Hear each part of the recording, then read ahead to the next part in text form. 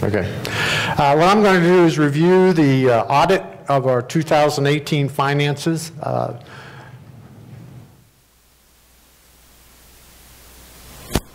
We had the financial statements were reviewed by RSM, which is an external audit firm. We have our books audited every year. RSM used to be McLadrin. You may know them by that name. They came in March and spent a week here, 2 auditors, and audited all of our financial statements according to the general accepted accounting practices. That's what GAAP means. What I'm going to cover is the balance sheets for POA and sewer. I'm going to go over some revenue and expenses. I'll also do fund balances, and I'm going to show you some cash flows as well. When I'm done with this, there'll be time for questions and answers on this particular subject, so you don't have to remember your money questions till later. Here's the POA balance sheet. In 2017, we had a little over $3 million. 2018, we had almost $3.5 million of cash at the end of the year. Property and equipment, you can see the value of our property equipment is going up. Long-term debt is going down. At the end of 2018, our long-term debt was $2.1 million, and basically that's $800,000 in this building and $1.3 million for Stonehenge. I'll talk about sewer debt in a minute. Members' equity has gone up as well. As you can see, it's now $34.5 million.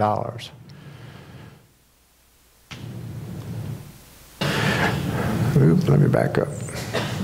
Cash flow. Capital income is up in 2018, about $500,000. Plant, property, and equipment purchases. We spent $2.2 million in 2017. We spent a little over $2 million in 2018. Our debt service, that's principal and interest that we pay on our debt, was almost $622,000 in 2017. It went down to $457,000 in 2018. That's not because we paid debt off. It's because we refinanced the Stonehenge loan. And by doing that, we saved ourselves almost $200,000 a year just by refinancing, which I'm sure many of you have done in your mortgages for your homes. No different. Sewer balance sheet, cash, $2.7 million in 2017, $1.8 in 2018. It's like, wow, what happened? Well, we put in a secondary force main down from here down to the sewer treatment facility, and that cost us over $1 million to put in. That's why our cash dropped. Property and equipment went up. We put in a secondary force main. So our equipment went up. Long-term debt is down to $531,000. In fact, that debt will be paid off next month in October. We will not have any more debt on the sewer treatment plant. And our members' equity has gone up to $12.5 million. Cash flow, capital income for sewer was $1.3 million. In 2018, it was $1 million. Property, plant, and equipment, you can see the impact of the secondary force main is $381,000 to $1.3 million because we invested $1 million in sewer. And debt service is down to $660,000, but like I said here shortly, the debt service on sewer will be $0. Internal controls, because of some issues going on in the community, I thought it might be well to talk about what internal controls we have. It is a subject that the auditors look at very closely when they're in here. It's a topic they cover very well. The major controls were reviewed by RSM each year. No material weaknesses were found in 2018 by the auditors. Financial statements, they're reviewed monthly by the Financial Advisory Committee, and those comments, if any, from the Financial Committee are passed on to the board, and then in the following week, the board reviews the financial statements. So we do that every month. Capital expenditures that are greater than equal to $100,000, they're reviewed by the FAC with recommendations to the board. The board discusses that and then approves or disapproves that expenditure of over $800,000. But the key here is that The Financial Advisory Committee also takes a close look at those expenditures. Any capital expenditure greater than $25,000 is approved by the board. They don't go to the FAC, but they do all come to the board. So anything over $25,000 here is approved by the board. And you've heard those, if you've been to our Thursday meetings, you hear those PRs and the votes on those in discussion. One of the key issues on internal controls is segregation of duties. And some examples, our bank reconciliation is done by certain individuals, the receipts are done by a different individual, and the payables are done by a different individual than that. So we segregate all the duties so no one person is looking at all things. And then at the end, it's all reviewed by our Director of Finance, Denise Dickinson. And so that's the way we control some of that. 2 signatures are required on all checks over $100,000. Nobody can spend money without having a couple of signatures. Background checks are done on check signers. They didn't tell me that when I got elected and appointed as treasurer. So luckily nothing was found, and here I am. But all kidding aside, the president of the board has a background check, the treasurer has a background check. All those are good things in order to ensure that we don't have any issues with internal controls. The president or the treasurer has to approve investments. Each month, Denise and I go over where we are on investments and what changes she makes. As a matter of fact, I was looking for her because I need to sign something for her today. We're making some additional investments here as soon as I sign some papers. In summary, we're really financially strong. Steve said that, and we are. We're really financially in good shape. The cash position is good. Properly planned equipment's not aging in place. As Steve mentioned, we did the maintenance building at the Stonehenge Golf Course. We're getting prepared to upgrade the Racket Center and the Stonehenge Grill. And if you will come to the budget meeting in November, you will see what we're planning on doing not only in 2020, but the next 5 years as well. And so we've got plans to continue to improve Fairfield Glade. My priority is the first dollar we spend ought to be to maintain what we have. The second dollar we spend ought to be to improve and upgrade what we have. And then the last dollar would be to add things that all of us would like to have added. But I think we need to keep what we've got maintained and upgrade it like we're doing with the Racket Center. POA debt service to capital income is 16%. This number, I would say to you, is like when you have gone to your bank for a mortgage over your lifetime, they typically ask you 2 questions. How much do you make, and how much do you owe?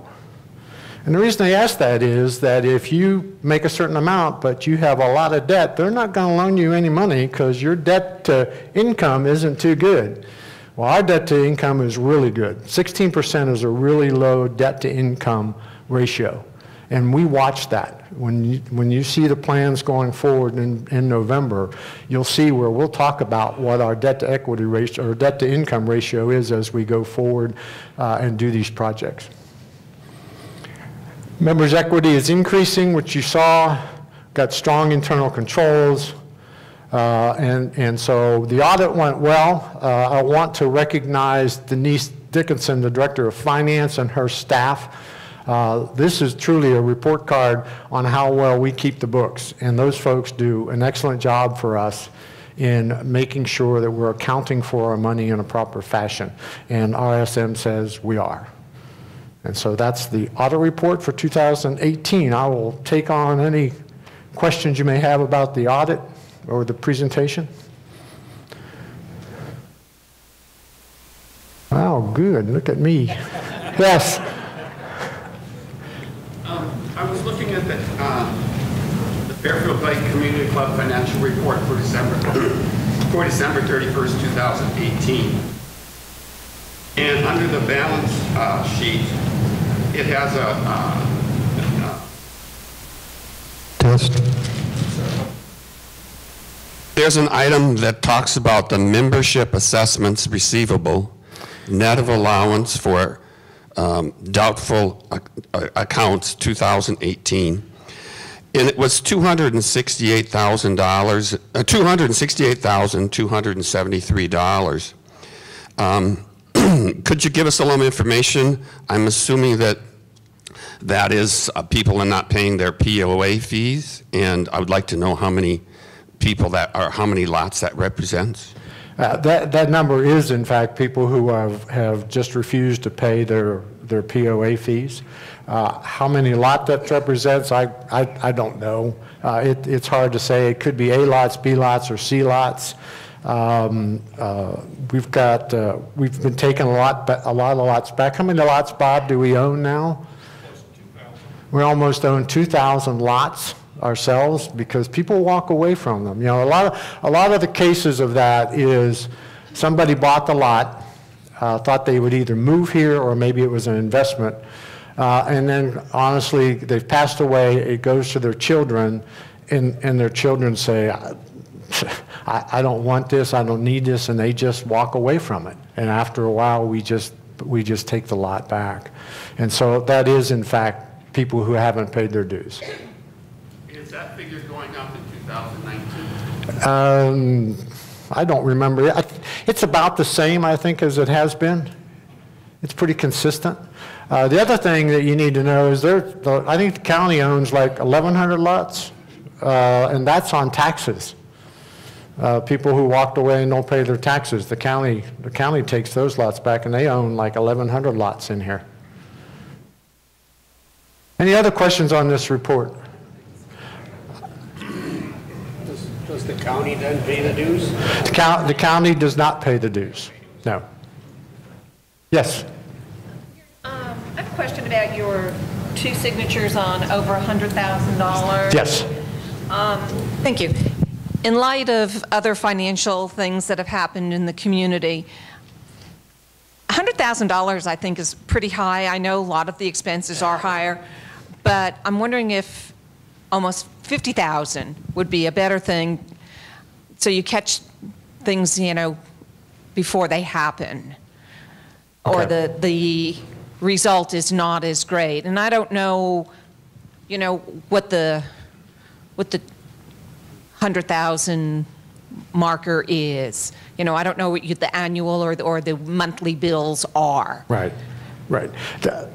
Underneath that 100,000, there's in Bob's organization, there's a hierarchy of who can approve what. And so it's not just, you know, and it's low dollars up to Bob can actually sign $25,000. Okay, but below that, it's less and less as you go down in the organization. So we have a lot more controls than that. I just wanted to emphasize that nobody can sit here and spend $100,000 without two people signing off on it. Okay. Yes. I had a quick question about the financial, I understand the separation of duties and all of that. You didn't mention anything about bonding, nor did you mention anything about fiduciary misconduct insurance protections. What do we have in that place? I don't know that. Bob, do we have, where'd Bob go? Bob, do we have some kind of fiduciary bonding? We do. Yeah, Okay. we have directors and officers liability insurance and other insurance to cover all that. Employee theft insurance, the whole gamut. Yeah. Dollar amount does that cover? What dollar amount does it cover, Bob? Do you know? I couldn't tell you right offhand. Yeah, but if you give me your name or something, I'll find out and let you know. Email, I'll do that. There's some other hands.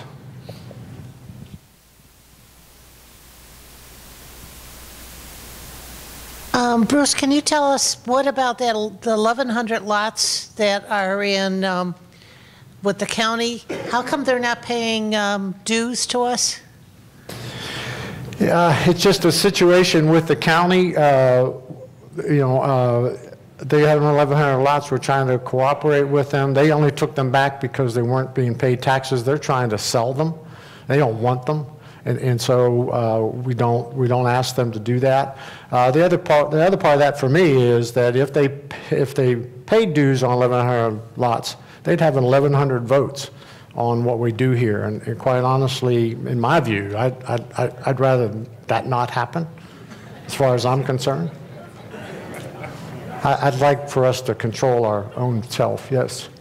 Okay, but how much money are we not collecting? I think they can hear my voice. I have heard it could be up to $600,000 that they would have to pay to the Glade on past dues, which is a lot of money coming in. Now, if they couldn't handle it, why couldn't they sort of say, we'll give X amount of dollars to the fire department, the police department, and do it that way to pay us our dues? And most of their lots are C lots, if not all of them. I think That's correct, most of them are. majority of lots are C lots, and Bob, can't remember off the top of my head. What's the dues on a C lot? I don't I remember. think it's in the 500 range A year, a year, yeah. yeah. But what difference does it make if it's A, B, C? You're collecting dues. And I understand, and all I'm saying to you is that, this is my personal view, is I'd rather the county not have 1,100 votes when we decide to do something here at Fairfield Glade. That's my position. Yes? I'd also like to say that if we're collecting those dues, our taxes are going to go up. Well, that's true. Now, I learned a long time ago that no matter what goes up, I end up paying for it some way or another. Doesn't matter. Yes? My question is, of the people that are past due, how many are actual residents or people involved in the Glade?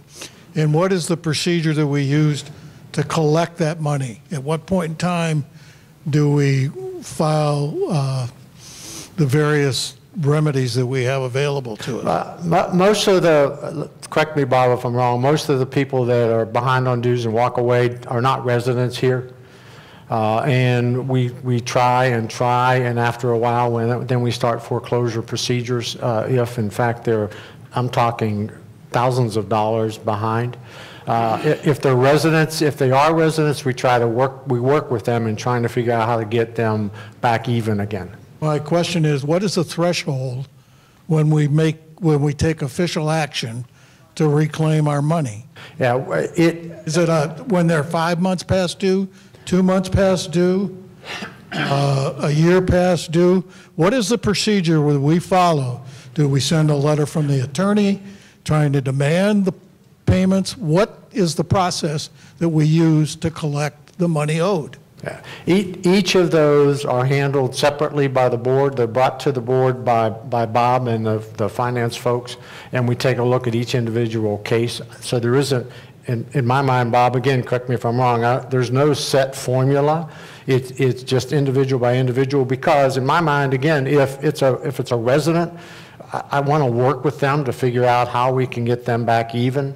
If it's a non-resident, we send them forms, we send them letters, yeah, we go through the attorneys, and we end up starting foreclosure procedures. So there's no A, B, C, D. It's the board looks at each one of those and decides what we want to do. Now, we do lien all properties that are 120 days past due.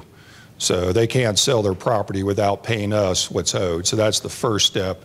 Then our member records and accounts receivable department are actively talking with them, pursuing collections over the course of time. And then get the attorney involved when it's kind of the dollar amounts are such that it really warrants spending that money to go after them. Okay. I noticed in the handout today, under the Treasurer's report, it talks about additional areas of concern was the declining income from revenues from the resorts. And I was, kind of surprised to see that, since economically this year's been everyone's income nationally has gone up and people are traveling more, consumer spending is up, and yet our resort revenues are down. And I didn't see anything on the slides where it talked about resort revenues.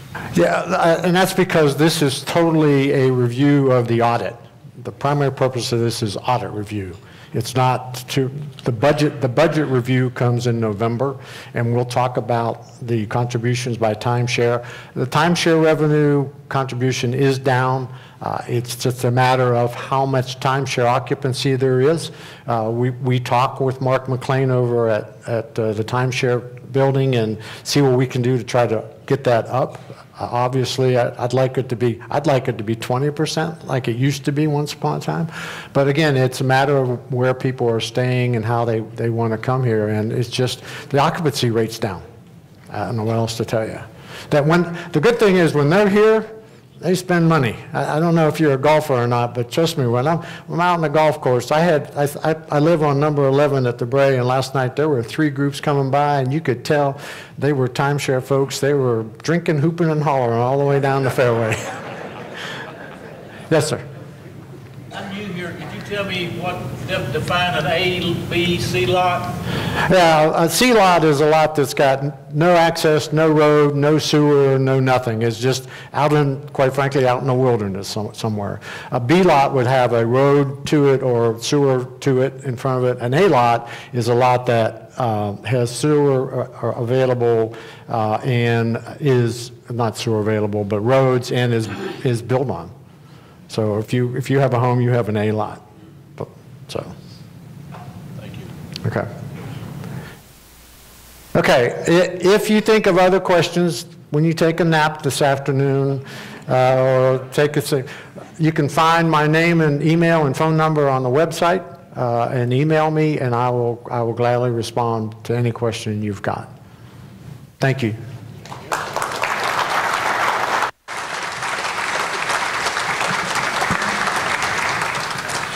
Thank you, Bruce.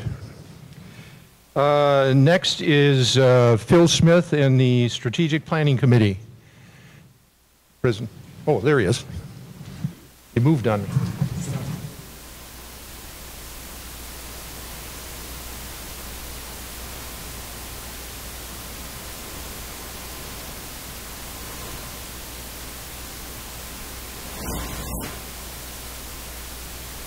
All right, I'm in business. Hello. I'm glad you're here. I'm glad I'm here. And Bruce, I want to thank you for that great warm-up, because my job is to warm you up for the Food and Beverage Committee.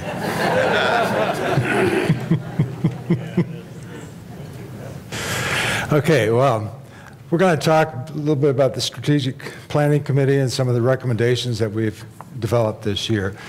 Our charge as a committee is to update the 5-year plan every year to make sure that we're relevant, that we're meeting the needs, we're focusing on future direction for the club, and putting items out there as directional ideas and not operational ideas. And so they're bigger picture in that sense.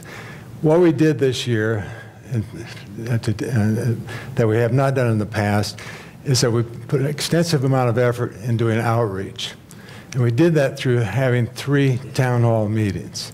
And many of you in here I know attended all 3, and I thank you very much. The input that we got from them was very valuable. The first one we did is February 26th. And that was when we discussed emerging trends. And we went through several of those that are affecting retirement resort communities similar to what ours is. Then the second one that we did was April 23rd, and the committee was reporting back on what we did when we went through our what we call the SWOT analysis, where we looked at strengths, weaknesses, opportunities, and threats. And we reported that to the membership at that meeting. And then the third town hall meeting we had was on July 23rd, where we presented some tentative recommendations that we were looking at, that we were going to make at the annual meeting that will then go forward to the board. And we had a lot of good ideas that came out of that one as well. All of these presentations, by the way, are on the website. You can look at them in detail, and I encourage you to do so.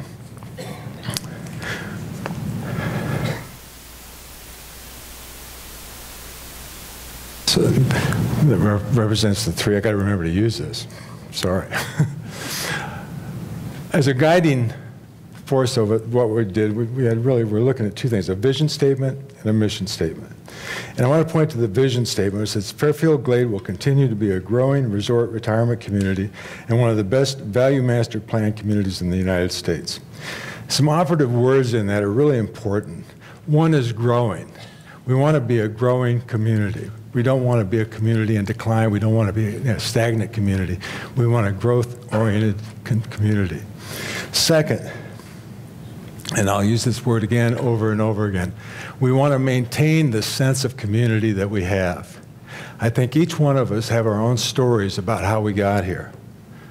You know, and it was the beauty of the area, the low cost of living, perhaps the taxes, whatever. But when we get here, we discover something else. There is a great community here. You know, when we left, we lived in Maryland for a long time. When we moved there, nobody said hello. When we left, nobody said goodbye. You know what I'm talking about, don't you? Well, that's not Fairfield Glade. This is a wonderful place with great people. And it's an opportunity for us to engage and pursue new friendships and opportunities and things of that nature. That's all very important, and I don't think we should ever lose that sense of why we exist. The second, well, I also want to mention one other thing. We talk about value, and that you see it in some of the brochures, some of the literature about the Fairfield Glade, that we're one of the best master plan communities. Well, we want to keep it that way. That's value, it's a value, and we want to keep that value proposition high, and that's important to our future. So that leads to the mission statements.